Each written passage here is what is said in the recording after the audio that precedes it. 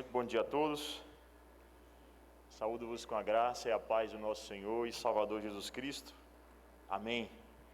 Queridos irmãos, para mim é um privilégio muito grande estar aqui com vocês. Pastor Adriano é realmente um grande amigo que ganhei aqui em Brasília, desde lá de São Paulo. Antes de vir para cá, a gente se encontrou em São Paulo, no módulo no Jumper, e depois nós tivemos o privilégio de nos aproximarmos mais, e tem sido realmente muito enriquecedor para mim a amizade dele.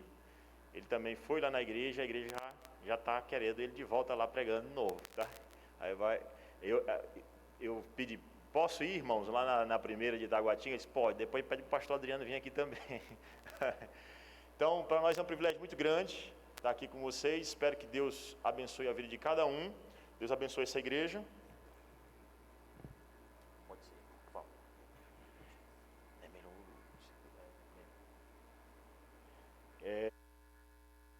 Vou falar então sobre a Reforma Protestante, o movimento reformado. Seria realmente uma aula mais histórica. Entretanto, nós acreditamos que é muito importante para nós nos lembrarmos. Estamos vivendo um momento ímpar na história do nosso país, um momento talvez único, né? Onde há uma disputa muito acirrada política, e nós vamos ver que a Reforma sempre lidou muito bem com isso. A Reforma Protestante soube nos dar muito bem um exemplo de como nós devemos proceder nesses momentos específicos da história da humanidade. Então, eu quero convidar a todos a abrirem a palavra de Deus no livro de Judas, carta de Judas.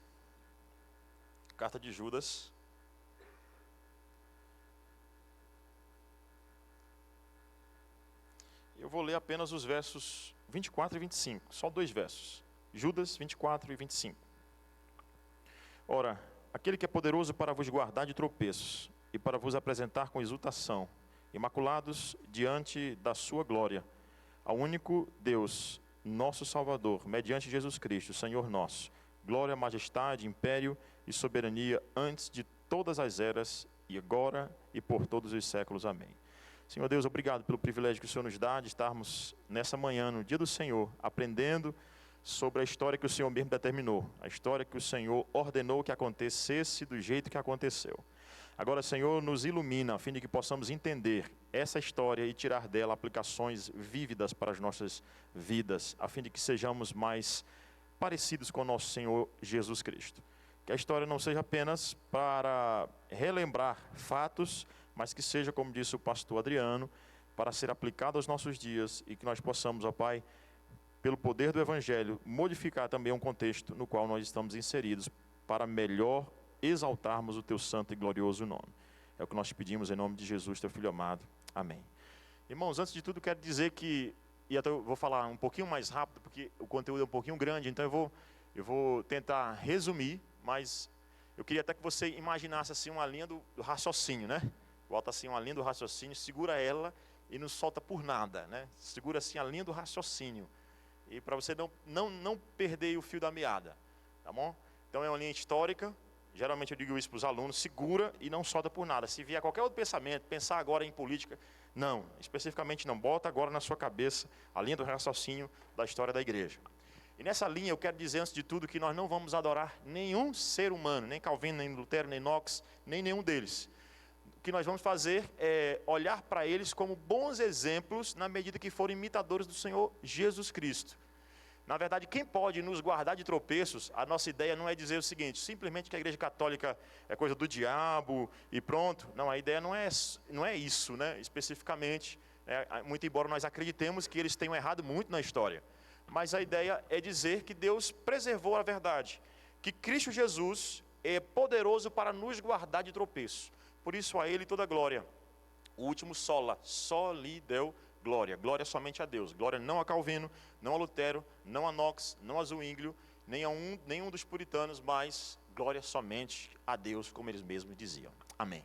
Dito isso, então, vamos começar o que foi então a Reforma Protestante. Primeira coisa que nós devemos fazer aqui, né?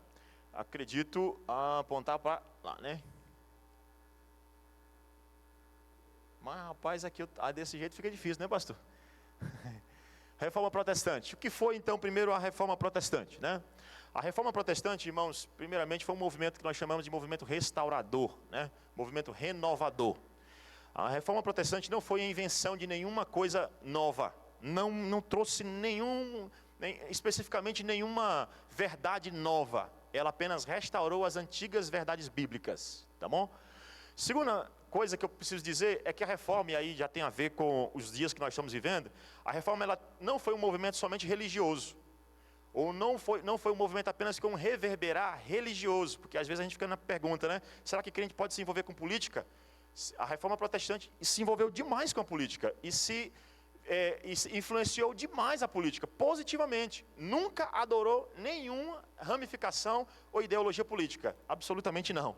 Mas influenciou demais com princípios bíblicos a toda a política do século XVI, que era um resultado de 15 séculos ali de muito desvio das escrituras sagradas, dos princípios bíblicos de como administrar uma sociedade. Então a reforma, ela foi um movimento restaurador e um movimento que teve um reverberar político, econômico e social. De tal maneira que até teólogos católicos e economistas hoje acreditam que a reforma, por exemplo, Calvino, é pai das modernas nações europeias, das modernas nações ocidentais. Calvino seria o pai das modernas nações ocidentais. Por quê? Porque o princípio de Calvino, econômico e social, ele foi implantado no mundo ocidental, principalmente de maneira muito intensa. Então até a ideia de democracia, a ideia de trabalho, ênfase no trabalho, ganho, economia, tudo isso foi influência de Calvino. Se você pegar um sociólogo chamado Max Weber, né, que escreveu Ética Protestante e o Espírito do Capitalismo, ele que é um socialista, né, na verdade um sociólogo, né, também socialista, não tem jeito, ele é sociólogo, ele consegue conectar Calvino com o movimento, por exemplo, capitalista. Obviamente, Calvino não é pai do capitalismo, de jeito nenhum. Calvino não é pai do sistema capitalista, mas ele percebeu que havia alguns pontos que tinham em comum entre Calvino, né, o que Calvino defendia, os principais reformadores, e também o capitalismo, né? Longe de entender que Calvino é pai do capitalismo selvagem, dizer que só os eleitos são ricos, não existe isso. Quem diz isso nunca leu as Institutas, nem uma página, pode ter certeza. Então, outra coisa importante nós observarmos é que a reforma protestante deu origem aos principais movimentos de igrejas protestantes. Por exemplo, a igreja batista surgiu na reforma, a igreja presbiteriana surgiu na reforma, a igreja anglicana surgiu na reforma, a igreja luterana surgiu na reforma, a igreja independente surgiu na reforma. Então, os principais movimentos, pastor, a igreja Assembleia de Deus, não, a Assembleia de Deus é um movimento que tem 100 anos, é um movimento mais novo, né? O movimento pentecostal surgiu lá no Instituto Topeka, no Kansas, no início do século XX, então é um movimento muito mais novo. A reforma é um movimento do século XVI. Amanhã nós vamos completar quantos anos de reforma? 505 anos de reforma, desde que Martinho Lutero fixou 95 teses na igreja do Castelo em Wittenberg. Então, outra coisa importante é que a reforma, para você melhor entender, nós dividimos a reforma em quatro grandes movimentos, né? 4 grandes movimentos, e desses movimentos surgiram todos os outros movimentos. Então, para você melhor entender, nós não falamos nem da reforma protestante, nós falamos das reformas protestantes do século XVI. Não foi uma reforma, foram as reformas. E dentro dos movimentos reformados, dos movimentos protestantes, 4 se destacam que deram origem a todos os outros movimentos. 4 deles. Primeiro é o movimento luterano, com Martinho Lutero, na Alemanha.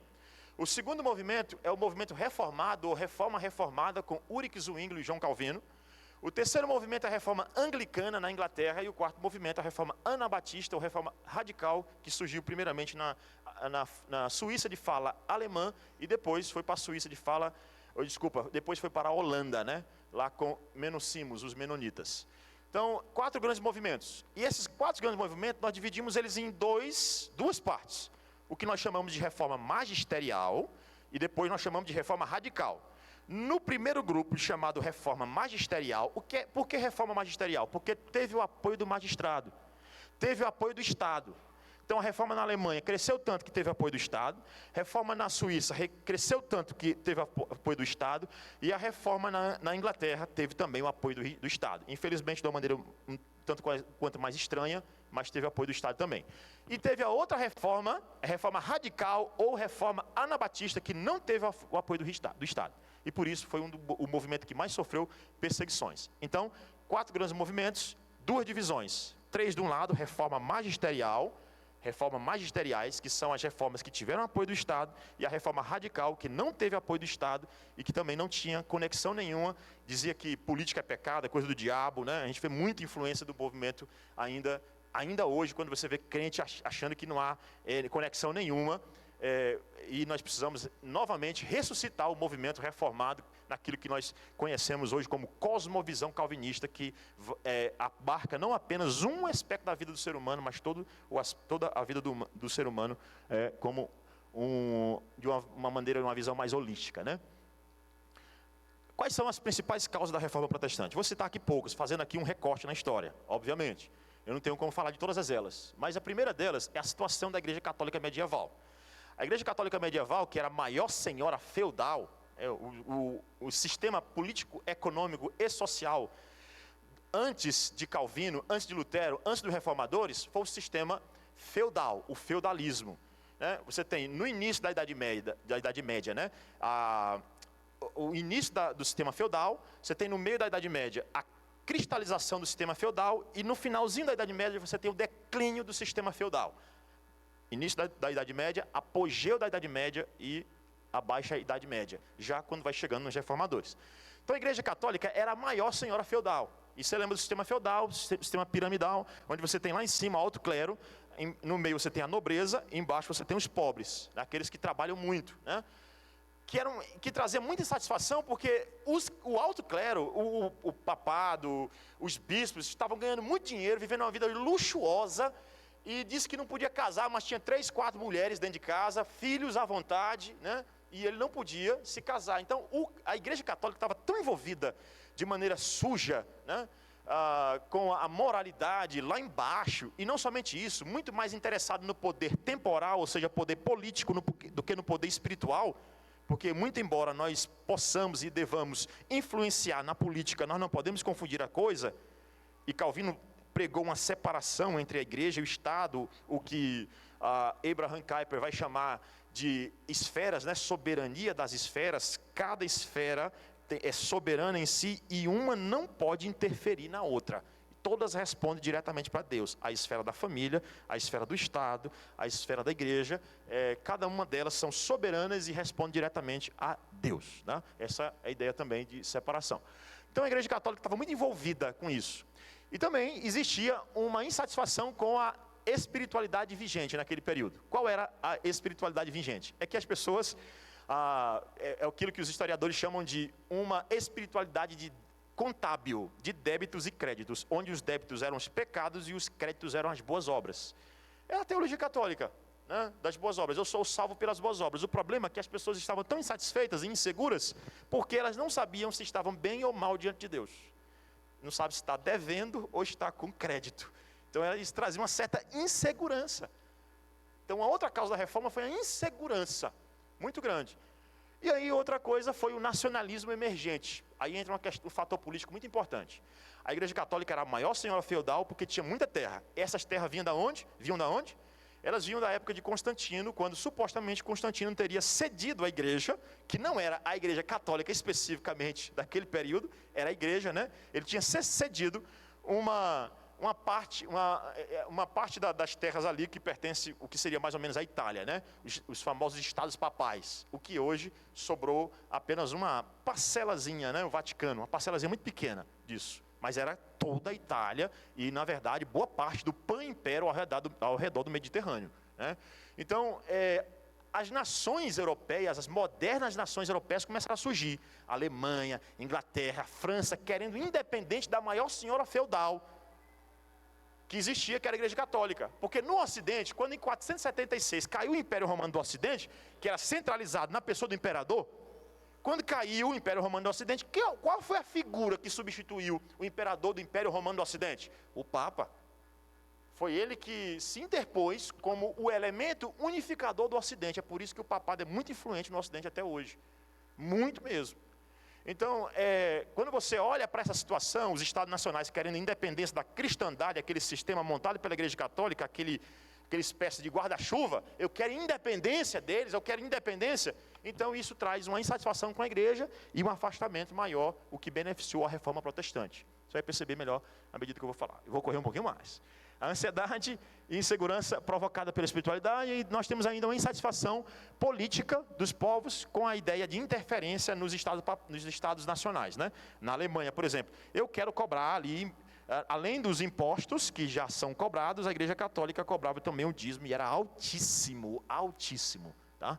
Não era 10%. E tem gente também que cobra mais do que 10%, ou na verdade cobra, né? Que nem a gente não cobra, a pessoa vai e dá de coração. Esse aí é o Papa Leão X, que foi Papa quando estourou a Reforma Protestante, tá?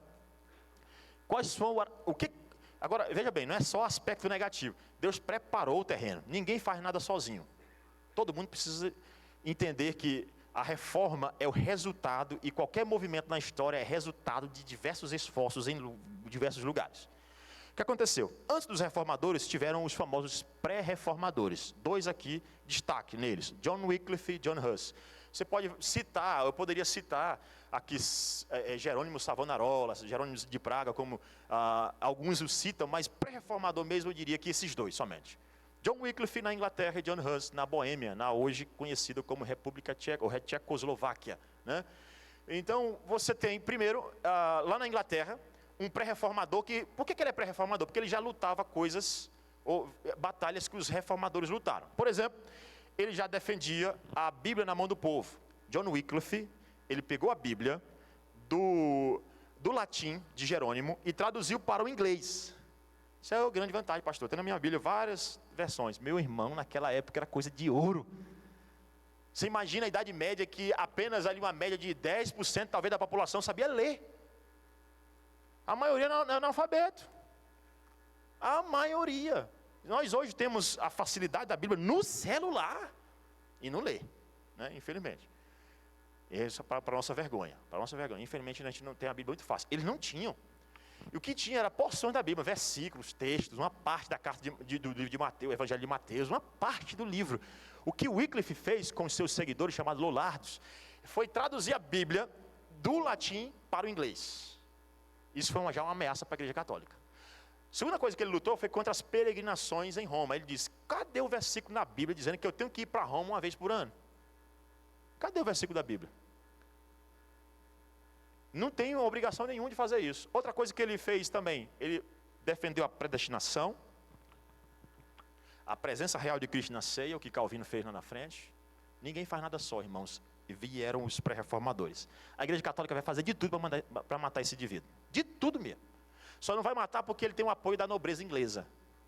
Por quê? Porque é um Estado nacional que está surgindo. É uma nação que está assim surgindo.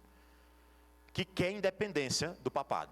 Sempre quis a Inglaterra. Sempre quis independência do papado. Até hoje é a Igreja Anglicana. Não é a Igreja Católica mais forte. A Igreja Anglicana e o Senhor ou a Senhora Suprema é sempre o rei, a rainha que está lá no trono, é que manda na igreja. Tá bom? Ela tem esse poder, desde o ato de supremacia assinado pelo rei Henrique VIII. Então, eles sempre quiseram essa independência, né, da igreja. Sempre quiseram da igreja católica, do papado, né? E aí então, John Wycliffe, ele vai quase ser morto, não vai ser morto porque ele tinha o apoio da nobreza, ele vai morrer de um derrame, né, morte natural. Mas depois que ele morre, a Igreja Católica vai pegar os seus ossos, tirar do túmulo os seus ossos, e vai botar fogo nos ossos dele, e vai jogar no rio Schweit, na Inglaterra, para dizer: demos um fim no herege. Ele foi condenado depois de morto em 415, no concílio de Constança, o mesmo concílio que condenou John Huss, o outro pré-reformador. Então, ele está na Inglaterra.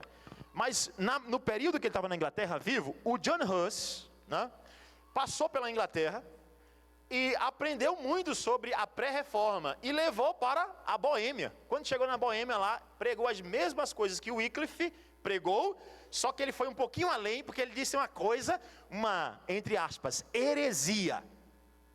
Ele disse o seguinte: o cabeça da igreja é Cristo e não o Papa. Misericórdia. Isso aqui naquela época era pena capital na hora. Ele disse: o cabeça da igreja é Cristo e não o Papa. Além dos escritos de John Wycliffe, John Huss também teceu essa afirmação, e ao afirmar isso ele é chamado para o concílio de Constança em 1415. Concílio de Constância na Itália, onde a igreja se reúne para julgar John Huss. E John Wycliffe também, que vai ser condenado depois de morto. Então John Huss ali é chamado, ele não vai primeiro, ele disse, eu não vou não. Eu sei que vocês vão me matar, eu não vou. Mas aí disseram, se você não vier, nós vamos começar a pegar os seus seguidores. Aí ele diz, não tem jeito, ele vai. Antes dele ir, ele foi no imperador Venceslau, que gostava muito das pregações dele, e pediu um salvo-conduto, um documento que lhe dava o direito de se defender. Ele foi então com um salvo-conduto, quando chegou lá, com um documento, pensando que ia ser ouvido. Quando chegou lá, ninguém queria ouvi-lo, disseram, só quero ouvir uma coisa de você, John Huss, se retrate. Ele disse, não posso. Se retrate ou então vai morrer. Ele, eu não posso, eu não vou me retratar. E então ele é queimado na fogueira. Antes disso, a Igreja Católica bota uma mitra, sabe o que é a mitra, né? Aquele chapéu do Papa, bota uma mitra na cabeça dele com uns desenhos assim de uns diabinhos e com fogo, para dizer que ele estava pensando heresias. E bota fogo no pré-reformador. Inclusive eles chegaram, John Foxe, que se você quiser ler um pouquinho sobre isso, John Foxe no livro dos Mártires, ele descreve muitos mártires protestantes, que foi um impulso para a reforma na Inglaterra. E John Foxe diz que antes de botar em fogo no John Huss, chegou então um camarada com fogo por trás dele, ele disse, não precisa vir por trás, pode vir pela frente, se eu tivesse com medo eu não estaria aqui.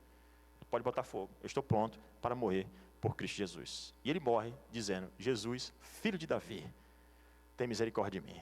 Há uma frase que não é certa se ele disse, mas boa parte dos historiadores, entre eles Justo Gonzalez, chega a dizer que ele afirmou antes de morrer, né?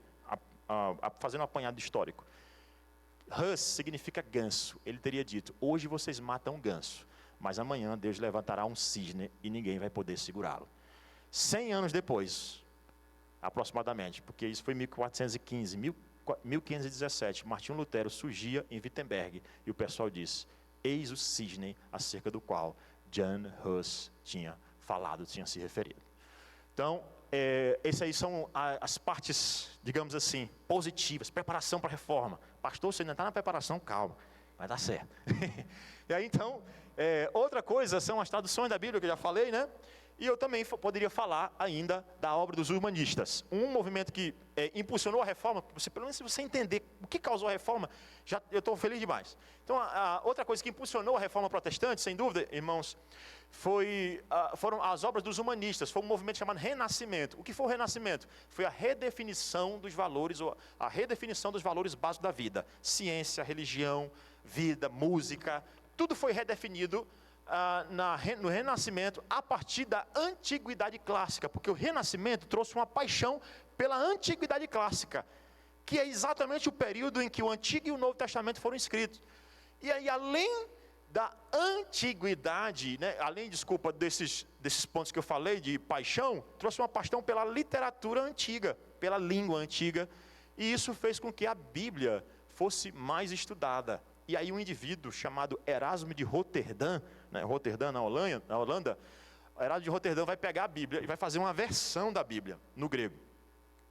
A versão dele, que vai ser muito importante, porque a versão dele vai ser a que Lutero vai pegar para traduzir para o alemão, né? É justamente a versão de Erasmo de Roterdã. Então, os humanistas foram importantes por quê? Porque eles trouxeram a paixão pela antiguidade. Aquelas últimas novidades heréticas do período medieval, que a Igreja Católica tinha se envolvido, vários erros, tinha acertos, mas vários erros cruciais para a fé cristã, até porque tinha gente crente lá, tá, irmão? Nós não somos como os anabatistas que acreditam que tudo era podre. Não, tinha coisa boa, Deus sempre salvou. Homens como Anselmo da Cantuária, Tomás de Aquino, era servo de Deus. Eu não tenho dúvida. Guilherme de Ockham, era um servo de Deus. Eu não tenho nem dúvida disso. John Wycliffe, John Huss. E aí, o que você percebe aqui é que a obra dos humanistas, humanista aqui você tem dois grupos, humanista bíblico e humanista secular. O humanista secular é aquele que mede tudo a partir da sua razão. Tudo para ser verdade tem que passar pelo crivo da razão, né? Protágoras, o homem à medida de todas as coisas. Isso é o humanismo secular, mas o humanismo bíblico é aquele que acredita na capacidade humana de olhar para o texto e aferir a verdade. Se eu quero entender o texto, eu tenho que estudar e não ficar esperando a tradição interpretar por mim somente. Entendeu? Então, os reformadores deram muita ênfase nisso. E aí, o Erasmo de Roterdã. o estopim da reforma protestante foi o quê? Foi Martinho Lutero, obviamente.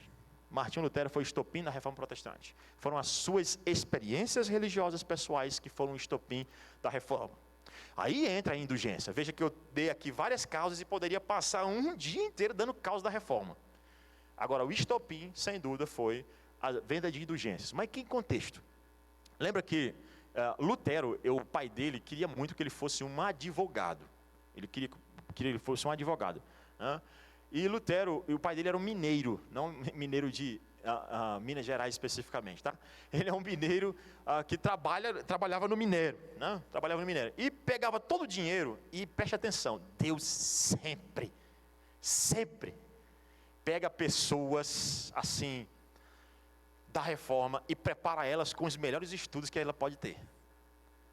Irmãos, que Deus pode usar pessoas sem conhecimento, eu não tenho nem dúvidas. Mas a reforma protestante e os principais outros movimentos, Deus pegou pessoas que estudavam demais, pessoas inteligentes demais. Mais uma vez, Deus pode pegar pessoas ignorantes, sem conhecimento, eu não tenho nem dúvida. Mas, quando Deus levanta esses grandes movimentos, Ele pega pessoas que Ele prepara com grande conhecimento. Lutero foi estudar na melhor universidade daquele período, a Universidade de Erfurt, na Alemanha. Ele foi estudar somente na melhor que tinha naquele período. Melhor universidade do período. Ele era de uma família bem católica, de Eisleben, na Alemanha, né? Mas aí, o que é importante você ressaltar é que Lutero, ele tá naquelas confusões, quando ele vai na verdade, para a Universidade de Erfurt, né? Ele foi, uma das voltas, na verdade, ida e volta para a universidade para estudar direito, num dos retornos, ele conta uma experiência que ele teve, né? Ele diz que um raio cruzou a sua vida, uma tempestade, um raio cruzou a sua vida, e ele fez uma promessa para a padroeira da família dele. Lutero tinha uma padroeira, ele era muito católico, antes de ser convertido. Depois ele largou aquilo tudo, pode ter certeza. Mas possivelmente na casa de Lutero tinha ali um altar, a Santa Ana. Santa Ana era o nome da padroeira da família. Então, Lutero fez suas rezas em casa, voltou para a universidade. Quando ele volta para a universidade, um raio cruza a sua vida, ele faz uma promessa: salva-me, Santa Ana, e me tornarei um monge.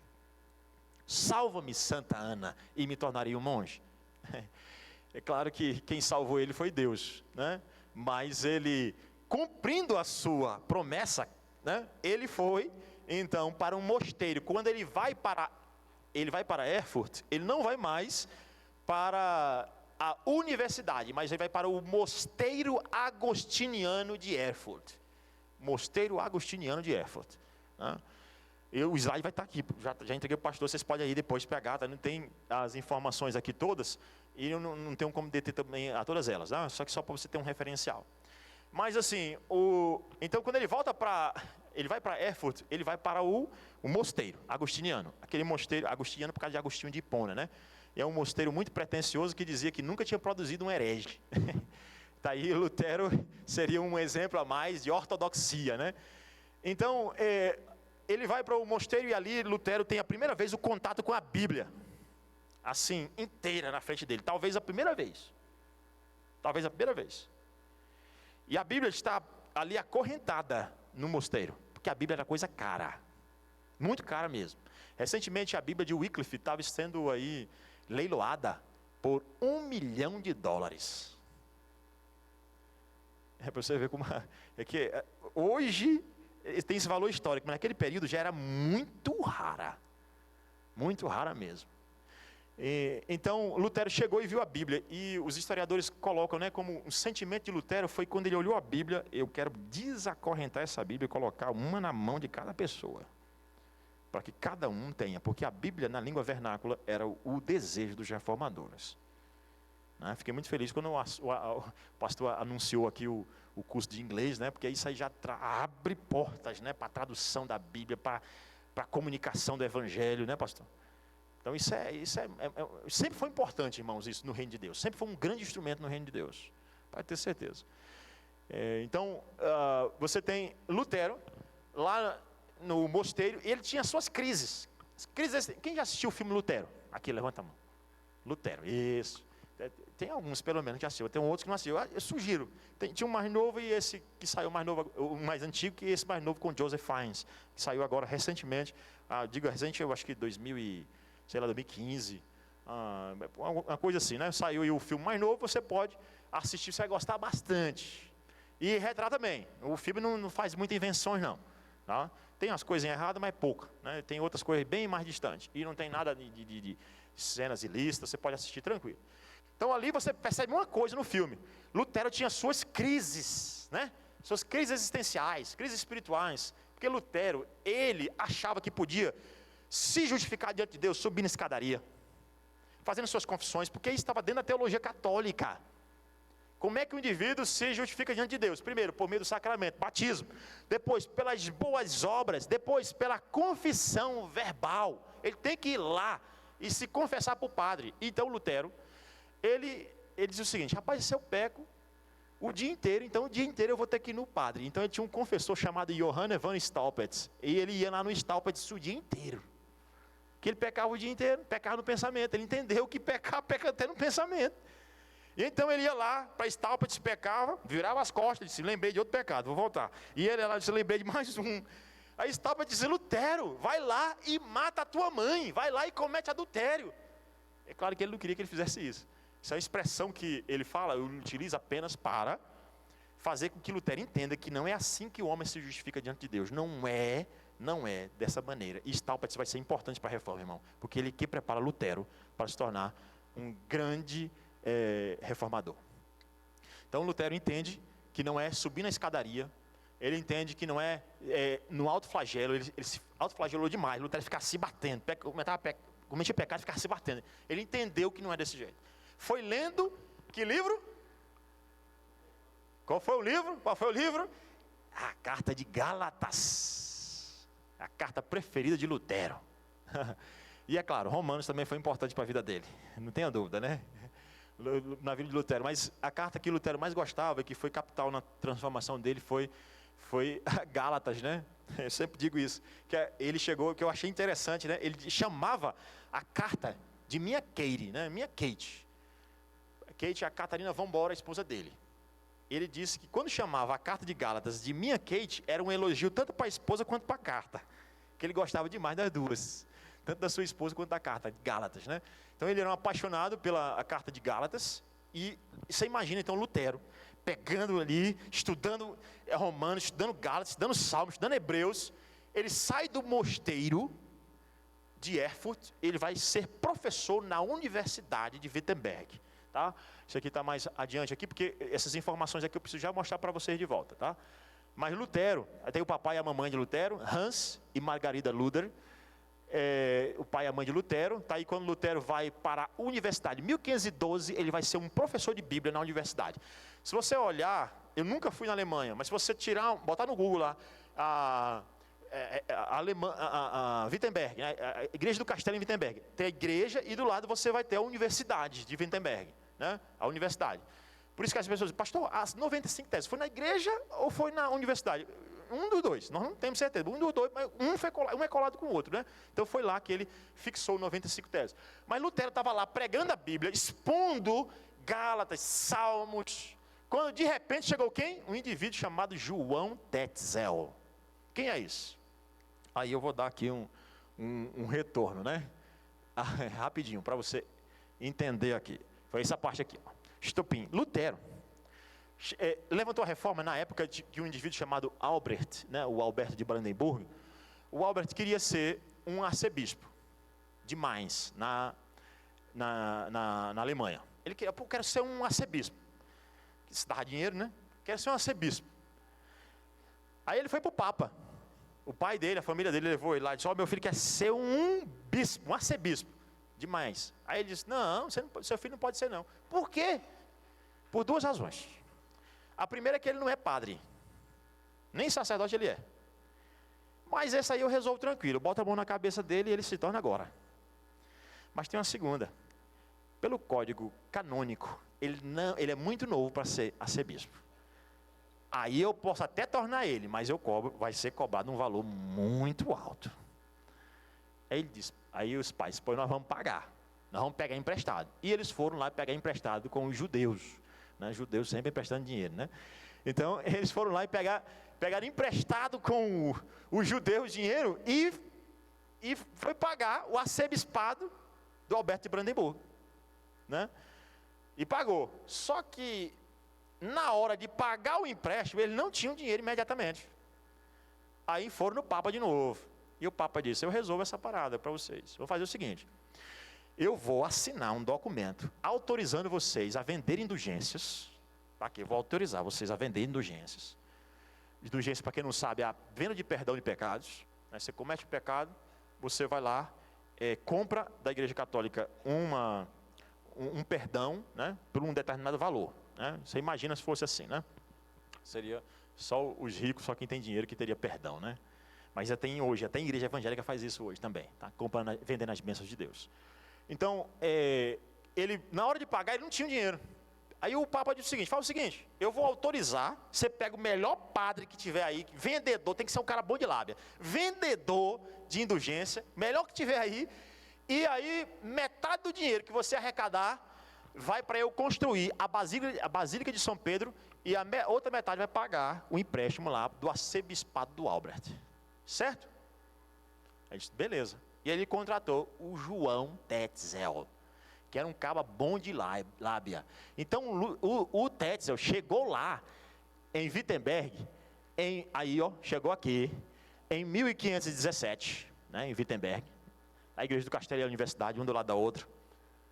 Aí chegou em 1517, quando Lutero estava estava no auge da reforma mesmo lá em Wittenberg, de repente o padre chegou lá, pregando um sermão de 3 pontinhos. Brincadeira, tá? Mas é um negócio parecido com isso. Não é presbiteriano não, tá? Porque o presbiteriano gosta de sermão de 3 pontos. Mas quando chegava na porta da cidade, ele pregava um sermão sobre o inferno. Quando chegava na praça central da cidade, ele pregava um sermão sobre o purgatório. E quando chegava na igreja central da cidade, ele pregava um sermão sobre o céu.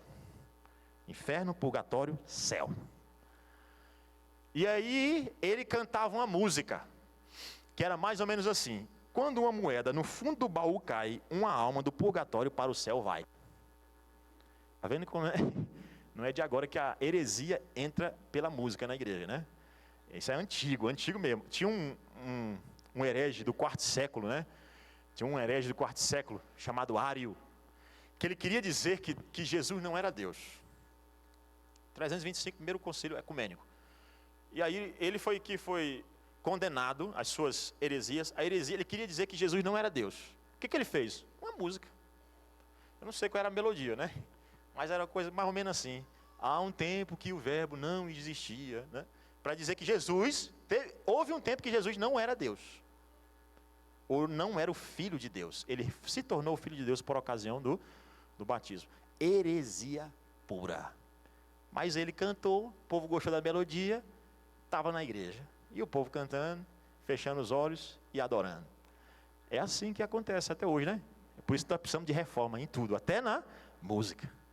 Até na música. Gostei muito das músicas que nós entoamos, inclusive dos instrumentos, que Lutero gostava muito de instrumento, né? O instrumento que o irmão tocou aqui, eu fiquei admiradíssimo. Estava falando com minha esposa, lindo aquele instrumento ali. Bota ele para ensinar o si meio para tocar lá na terceira. Então, em 1517, 31 de outubro de 1517, ele chegou lá, Lutero fixou o segundo documento dele. O primeiro documento que Lutero fez nesse sentido foi 97 teses. Não sei se você já ouviu falar. 97 teses contra o escolasticismo. E depois agora, 31 de outubro, ele botou 95 teses. E nessas 95 teses, uma delas ele diz o seguinte: rapaz, se a igreja católica diz que tem dinheiro, tem terra, e diz que se comprar o perdão, está perdoado, por que ela não vende as terras tudo e compra perdão para todo mundo? Meu amigo, aí a confusão veio, né? Como disse Erasmo de Roterdã, se quiser acordar um pároco, é só mexer na barriga dele, no dinheiro dele, né?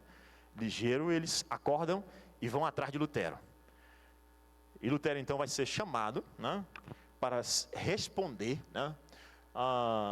Está aí as 95 teses, uma foto original das 95 teses, uma cópia na verdade. 1519, Lutero vai para um debate. Eu não tenho tempo para falar sobre isso, mas ele vai para um debate, ele ganha de um cardeal. 1520, Lutero então, ele recebe uma bula chamada Ex Sug Domini, né? Ele tem 60 dias para se retratar. O que Lutero faz com essa bula? Bota fogo nela. Ele vai para a praça e bota... Porque esse Lutero ele não tinha juízo não, né? Corajoso, meu amigo. Hoje nós temos... Rapaz, o crente sem muita coragem, né? Covarde demais. Mas Lutero não tinha esse negócio não. Você morre por Cristo? Você que está aqui, você morre por Cristo? Lá na minha igreja eu digo, morre nada. Se der uma chuva, não vem para a igreja. Aí aqui ó, eu não digo na igreja dos outros não, só na minha, viu pastor? Aí então ele disse, a Ex Sug Domini, né? Ele tinha 60 dias para se retratar, ele bota fogo, não está nem aí. Em 1520, Lutero escreve 3 importantes obras, essas aí, a nobreza cristã, a nação alemã, a cativeiro babilônico da igreja. Lutero vai dizer que a igreja prende o crente, o membro do batismo à extrema unção. É o cativeiro babilônico da igreja. Liberdade cristã, né, quando ele fala da liberdade cristã de maneira geral, o que ele pode fazer, o que não pode. Catarina Van Bora, a esposa dele. Vou correr aqui um pouquinho. 1521, Lutero, então, é chamado para a dieta de Worms. Dieta de Worms, uma reunião da igreja. Lutero, então, vai para a dieta. E quando ele chega lá em Worms, ele é chamado a se retratar. Lutero, eles usam uma expressão. Lutero, você revoga o que você escreveu? Ele diz, não volta atrás. Lutero, você não revoga? Ele diz, me dê um dia para eu pensar. E aí algumas pessoas colocam até Lutero sem olhar um pouquinho mais da história, e o próprio Lutero escrevendo sobre isso, acha que Lutero era covarde. Não, Lutero queria fazer uma tese, para poder provar que a igreja estava errada, em adorar santos, ídolos, se prostrar diante de divindades feitas por mãos humanas. Ele está errado. De prometer salvação por meio de venda de indulgência, está errado. Lutero disse, deixa eu preparar. Ele passa um dia, no outro dia, Lutero está lá preparado para o debate. Aí de repente, Lutero, você pode se retratar? Ele disse, calma, eu vou debater. Ele disse, Lutero, eu só quero ouvir uma coisa de você. E você sabe quem é que Lutero estava enfrentando lá? Para você refletir o quanto nós precisamos ser mais corajosos, irmão. Até porque na lista dos que não entram no reino dos céus, está lá os covardes, né? Então, mas Lutero era tão corajoso, irmão, mas tão corajoso, que lá estava sentado diante dele, nada mais nada menos do que o imperador do Sacro Império Romano Germânico, Carlos V. O imperador daquele pan-império alemão, que era maior do que a Alemanha hoje, bem maior do que a Alemanha hoje. E Lutero, e quem é Carlos V? Neto de Isabel a Católica, da Espanha. Católica até a medula. E aí então, se ele mexesse em qualquer coisa... E Lutero não tinha medo de autoridade nenhuma, nesse sentido, só de Deus. Mas ele queria debater, ele não desrespeitava ninguém, ele não queria rachar a igreja desnecessariamente, ele não queria isso. Definitivamente, Lutero não era um baderneiro. Não era. Opa! A igreja havia uma relação íntima entre a igreja e o Estado, perfeitamente. O Estado confessionalmente católico. Era isso mesmo, perfeitamente, irmão. Vai mudar agora. Aí então, Lutero, ele pergunta, você pode voltar atrás? Ele disse, não, volta atrás. A famosa frase de Lutero, a minha consciência está cativa à palavra de Deus. Não volto atrás, a não ser que alguém me prove nas Escrituras que eu estou errado. E que Deus me ajude. E que Deus me ajude. E ele precisava mesmo, irmão. Precisava, porque o que tinha para ele iria morrer na hora, se não fossem os colegas dele que sequestraram Lutero e levaram Lutero para o castelo de Wartburg. Aqui o castelo de Wartburg, né, levaram Lutero, e lá foi que Lutero traduziu a Bíblia do grego de Erasmo de Roterdã para o alemão. E preste atenção, Lutero é pai do alemão moderno. Você sabe quem foi que inseriu o alemão moderno? Até às vezes é colocado como nazista, Lutero, não tem nada a ver, porque essa paixão pela a cultura, nacionalidade, língua alemã, porque Lutero é o pai do alemão moderno. O estilo de alemão que foi traduzido na tradução de Lutero até hoje utilizado na Alemanha. Por que Lutero fez isso? Porque ele foi educado na educação clássica, que dava muita ênfase no trívio, que tinha um trívio e dava muita ênfase na gramática. Por que Lutero fez o livro, a música Castelo Forte? Porque ele tinha ênfase no quadrívio, na música. Perceba que até o currículo daquele período era um currículo bem mais rico. quando tinha acesso à educação, a educação clássica. É por isso que hoje nós estamos tendo uma renascença da educação clássica nos principais lugares. Diga, irmão, por favor.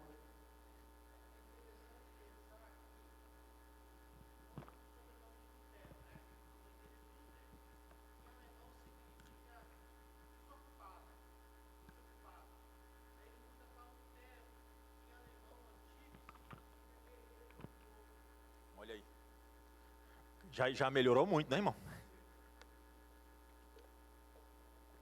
E depois dá umas aulas de alemão para nós, irmão. Então, ali, ó. Castelo de Wartburg, aposento de Lutero, a Bíblia alemã. Você tem, então, Lutero lá. Ele não ficou dormindo, não, né? Vamos caminhar, pastor, estou chegando no final, viu, pastor? Estamos correndo aqui. As ideias de Lutero se difundem.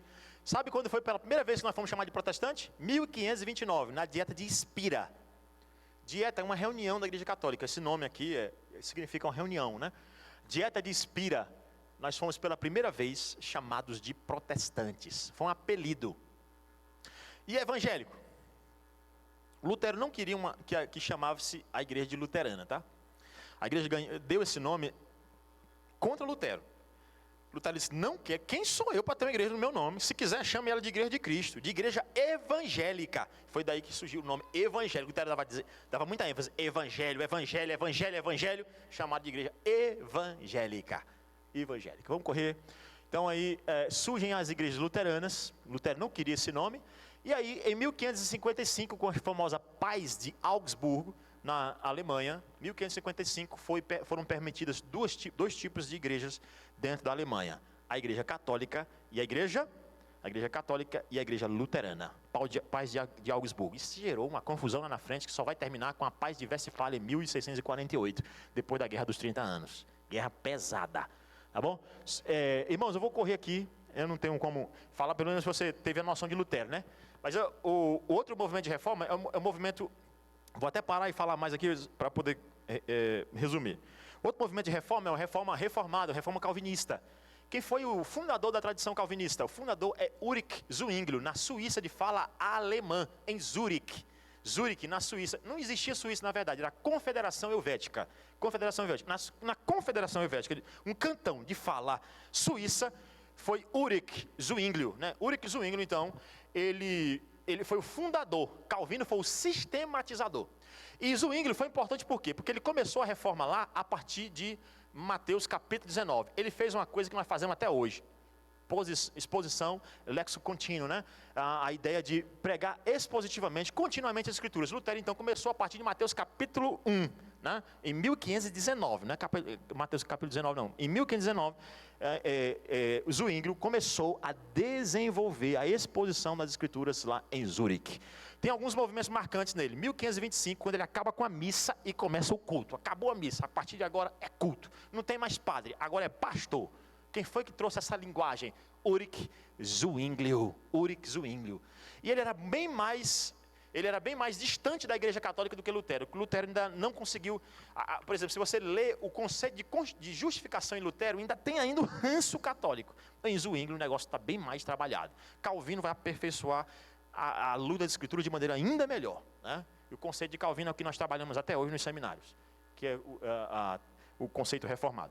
Então, Zwinglio, ele é autor de 67 artigos, numa situação em que o padre Johannes de Faber estava lá com ele num lugar central da cidade, e deram uma oportunidade para Lutero, primeiro falar, e depois para Zwinglio.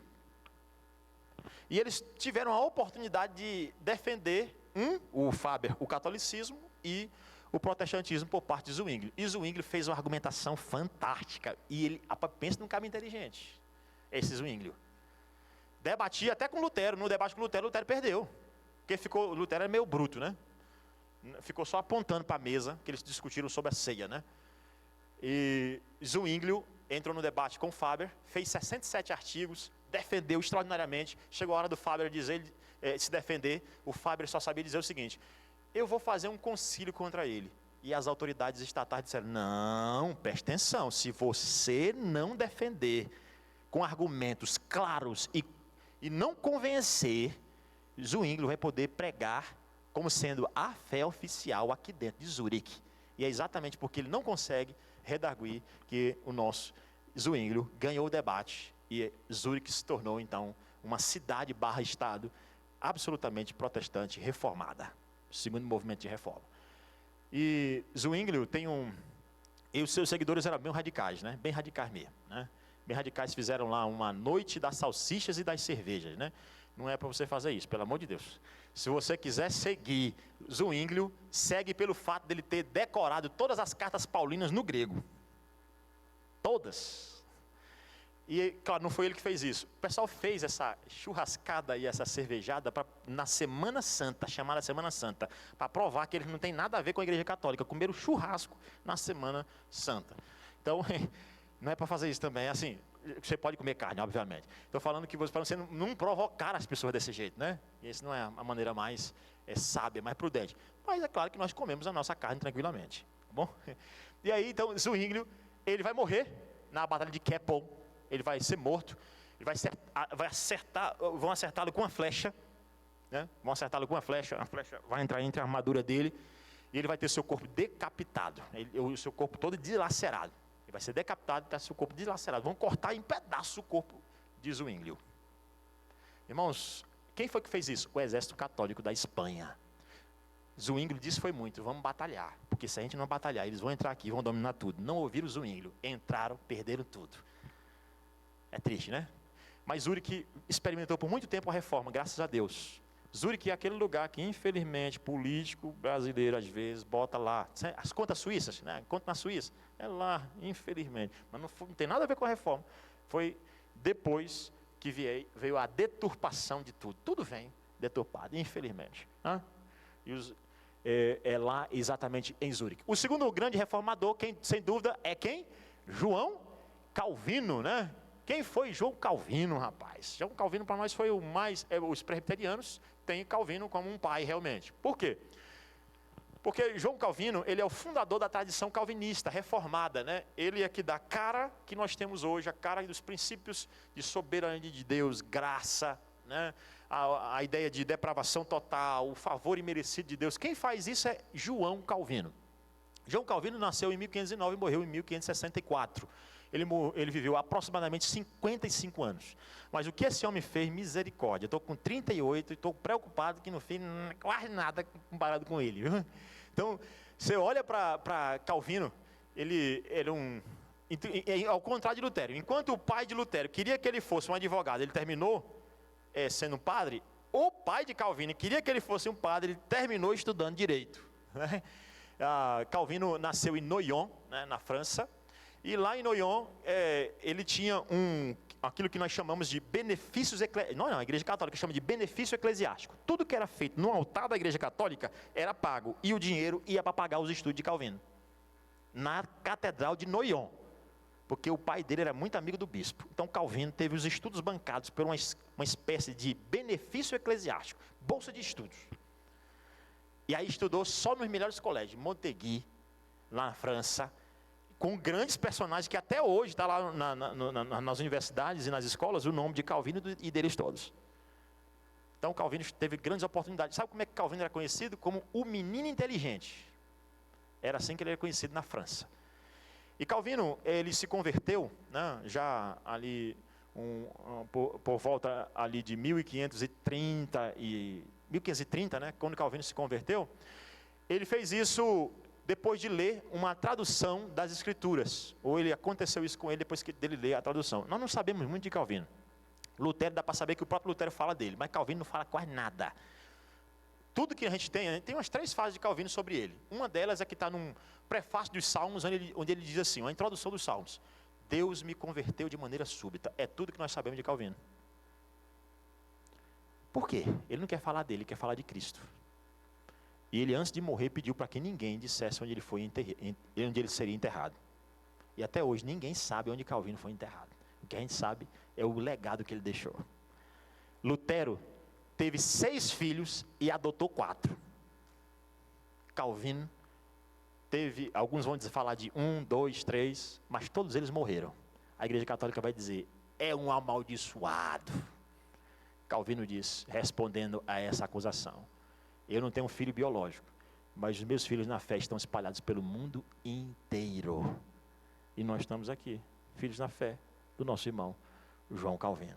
Então Calvino, ele foi importante, irmãos, em Genebra. Eu poderia falar todo o itinerário dele, mas não tenho tempo para isso. Mas ele foi importante em Genebra. Genebra, onde ele encontrou-se, né? Ele queria ir para Estrasburgo. Estrasburgo é uma cidade-estado de liberdade. Ele passa por Genebra. Quando ele chega em Genebra, ele se encontra com um reformador de Genebra, Suíça, de fala alemã, chamado Guilherme de Farel. Guilherme de Farel bate um papo com ele. Ele sabia da fama de Calvino. Ele já tinha escrito, né, a primeira versão das Institutas, que tinha 500 páginas, a segunda teve 1.500. Então, a primeira versão, Calvino já era famoso por ela, mesmo sem Instagram e Facebook, ele é muito famoso. Então, aqui ele chegou lá em Genebra, para Calvino, para Farel, e quando Farel vê Calvino, ouve que Calvino está ali, ele diz: rapaz, vou chamar esse rapaz aqui, e convida Calvino para levantar uma reforma em Genebra. Calvino diz: não, eu quero estudar, eu quero ir para Estrasburgo, eu quero levantar, eu quero me dedicar aos estudos. Aí Farel faz um convite irrecusável para Calvino. Calvino, se você não ficar aqui, Deus vai amaldiçoar a sua vida, vai amaldiçoar os seus estudos.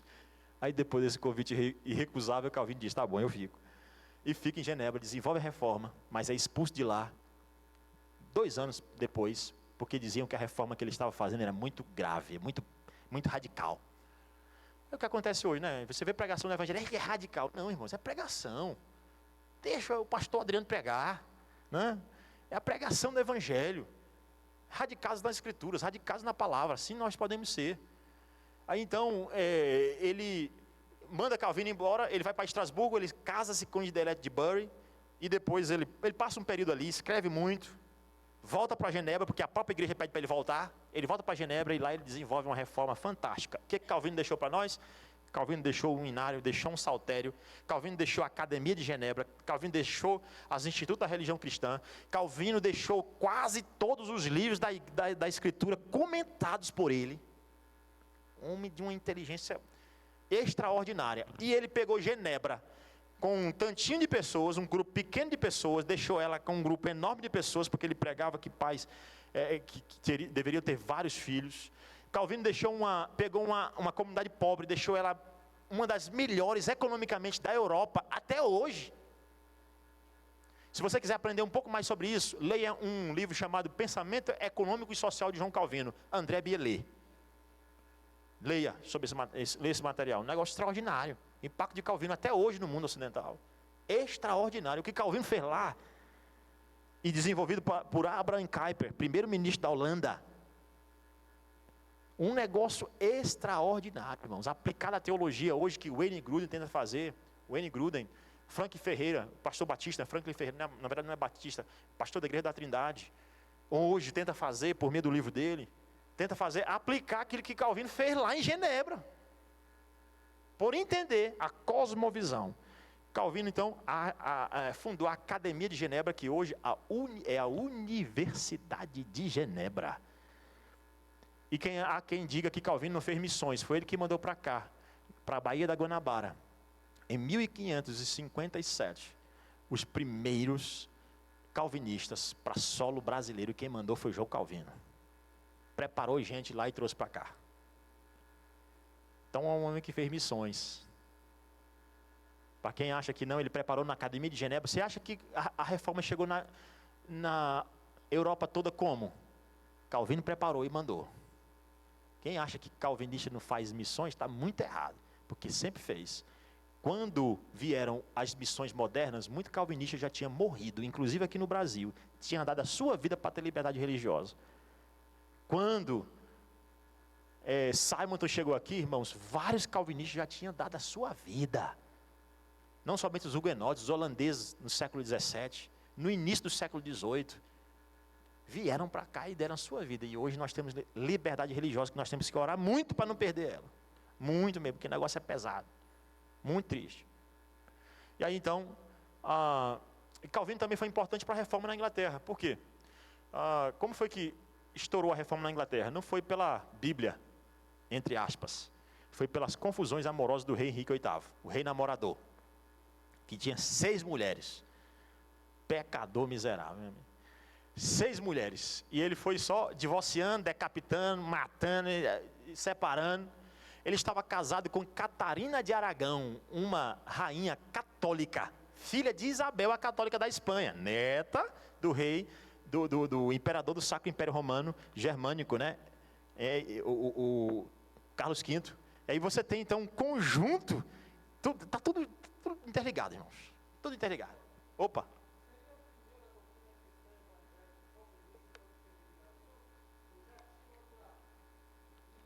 Não, primeiro culto protestante dos Brasil e das Américas, não somente do Brasil, mas das Américas, quem realizou foram os calvinistas enviados por João Calvino. No dia 10 de março de 1557, primeiro culto protestante do Brasil e das Américas. Não somente do Brasil, porque a América só foi no século XVII, aqui no século XVI. Século XVII mesmo, século XVI foram os calvinistas aqui no Brasil. Então, o primeiro culto. O pastor Pierre Richier e Guilherme Chartier foram que dirigiram primeiro culto aqui. E a primeira ceia protestante, quem dirigiu foram os calvinistas também, aqui em solo brasileiro. Então, para você ver o quanto é importante, né, a gente relembrar desses movimentos. E isso é fruto de Calvino, tá? Então, outro movimento, que eu falei aí para vocês, na Inglaterra, Calvino foi importante também na Inglaterra, tá? Vai ficar aqui o slide para vocês estudarem aí em casa, lerem o slide direitinho, tá? Já está aí na posse do pastor, mas nós temos a reforma anglicana. Eu quero mostrar aqui só o pecador rei Henrique VIII. Cadê ele? Eita, rapaz, cara de pecador toda, não tem jeito. Aí, ó, 6 mulheres.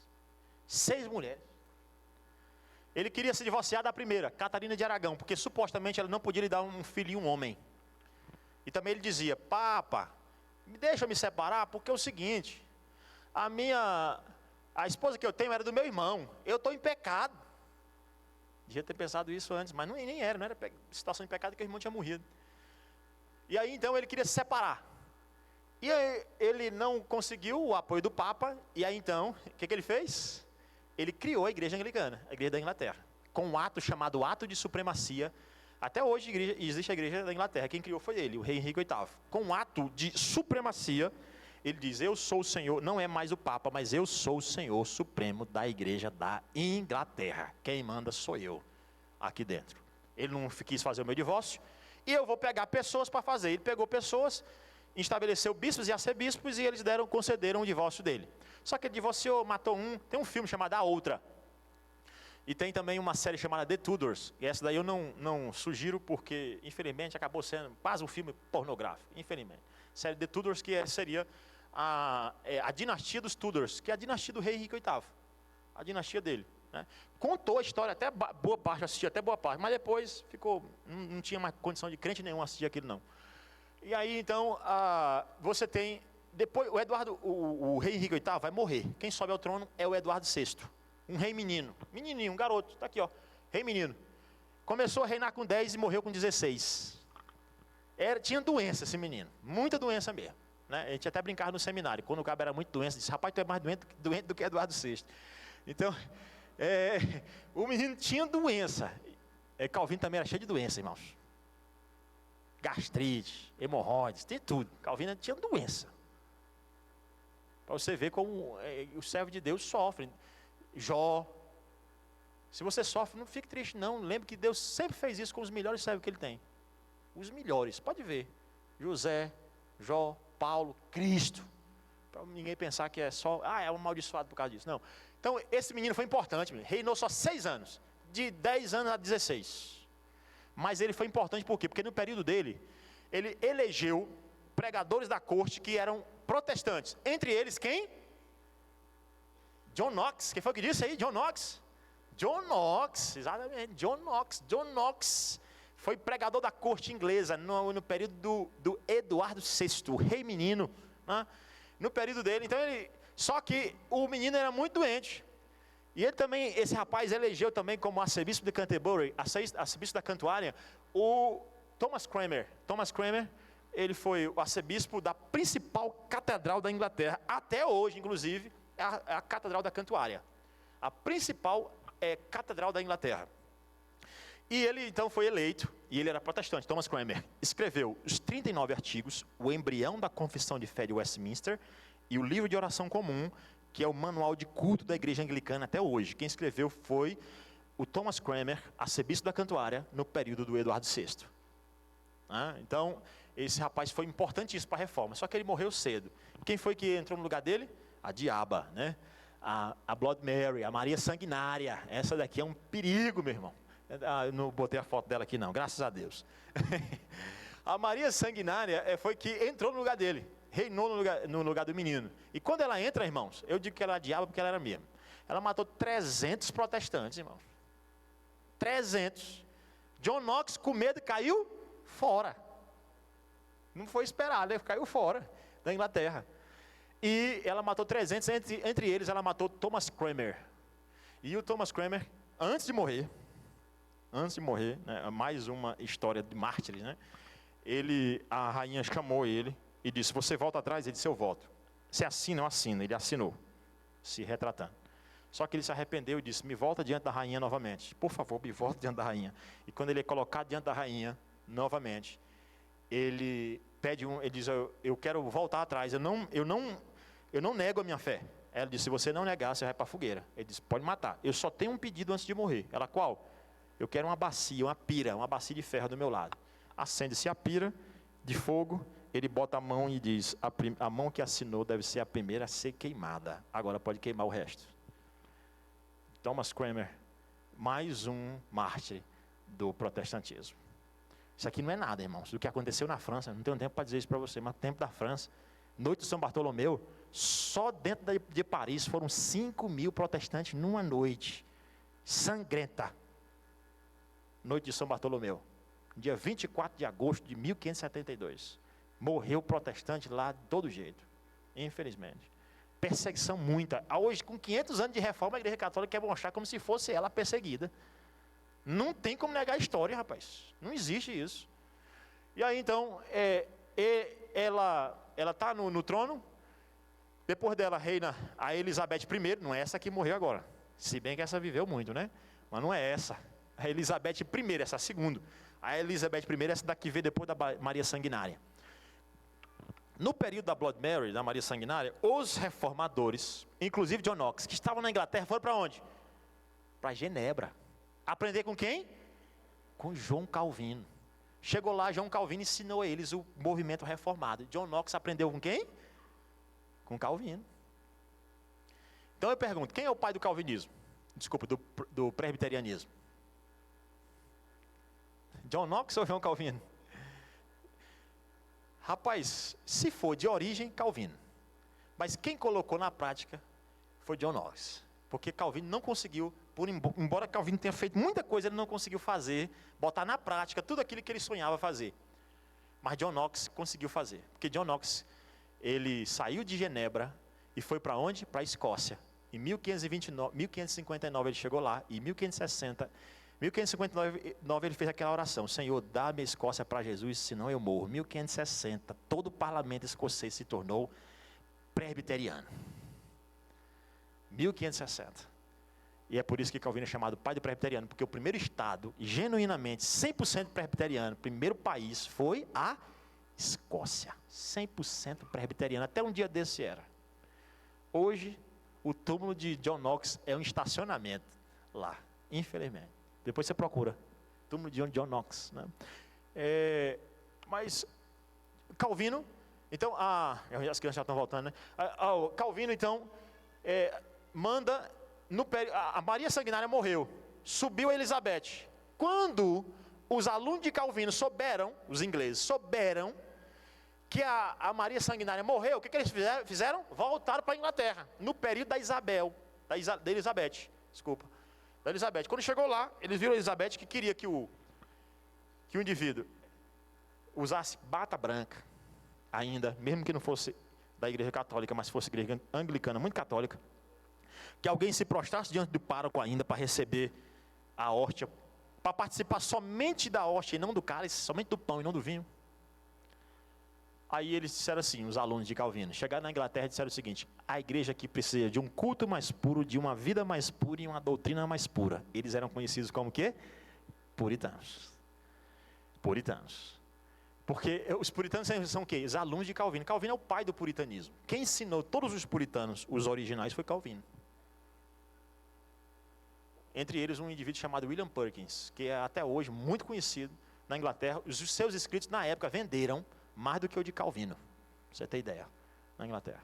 E aí vem o contexto, depois vem o Tiago I, James I, né, da King James. Depois vem o Charles I, do contexto da Assembleia de Westminster, que na Assembleia de Westminster, então, 1643 a 1649, nós tivemos, então, os documentos, Confissão de Fé de Westminster, Breve Catecismo, Catecismo Maior.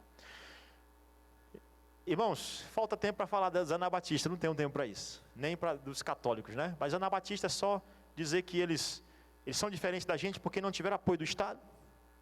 Eles pregavam voltar à raiz, por isso que é reforma radical. Essa igreja que vem atrás não presta, nós precisamos voltar à igreja do Novo Testamento. Lembra que o calvinismo viu coisas na história que são importantes, por exemplo, a doutrina da Trindade que era defendida, era importante, né? A ideia de influenciar o Estado, eu posso. Influenciar na arte, na música, eu posso, eu devo influenciar. Os anabatistas não, eles são pacifistas, separação igreja e Estado total, não pode ter nem diálogo. Então são os anabatistas. Hoje o movimento é conhecido pelos menonitas, menossímos. Os batistas, para você não ficar pensando aí, pastor, anabatista. O que significa anabatista? Que significa rebatizar. Rebatizar, porque eles eram contra o batismo infantil. Então quem foi batizado na infância precisa ser batizado de novo. Né? Anabatista também pode ser negar o batismo, né? Não ao batismo. Aquele batismo da infância não serve, vai ser o primeiro aqui. Entendeu? Então, pelo menos isso os batistas pegaram nessa parte aí. Mas eles não são de todos, de jeito nenhum, principalmente o batista lá do início, eles eram muito parecidos conosco. Os batistas, na verdade, tinham a mesma confissão, só mudava na questão do batismo, que era batismo infantil, batismo por imersão e na forma de governo. Somente isso. O restante era tudo igual mesmo. Mas os anabatistas são representados por menossímos. E para você aprender a Contra-Reforma, a Reforma Católica, 1545, Contra-Reforma, quando você vai ter o Concílio de Trento, onde vai ser levantado um exército católico para reformar a Igreja Católica, trazê-la de novo para o catolicismo, que são os jesuítas, a Ordem de Jesus criada por Inácio de Loyola. Espero, irmãos, que Deus abençoe cada um de vocês. Eu não tenho como falar mais, já me estendi bem, fui bem adiante, né? bem além do horário. Pastor piauiense assim, fala muito mesmo, né? Mas, irmãos, oremos para que Deus levante uma nova reforma. Não tenha medo, tenha coragem, não tenha medo do que pode vir. Lembre-se que o nosso Deus está do nosso lado. Até porque, como disse o nosso irmão Martim Lutero, se tudo se acabar e a morte enfim chegar, com ele reinaremos. Amém. Vamos orar? Obrigado, Senhor, pela Tua palavra. Obrigado porque o Senhor escreveu a história, assim como escreveu também, ou inspirou homens para escrever, Senhor, a Tua lei, o texto de Judas, que nos mostra que a única coisa que não permite que a gente caia, que não permite que a gente se desvie, é tão somente a graça do Senhor Jesus Cristo. Dá que esta igreja possa continuar fiel, Senhor, ao Senhor, até a vinda de Cristo, até que o Senhor chame aqui esses irmãos, que o Senhor faça com que essa igreja permaneça fiel, a fim de que cada um aqui receba a coroa da vida. Que nós não venhamos esmorecer, que nós possamos permanecer firmes e fortes, sempre olhando para o autor e consumador da nossa fé, nunca adorando os seres humanos, mas sempre adorando a Cristo Jesus, nosso Senhor. Em nome dele que nós oramos. Amém.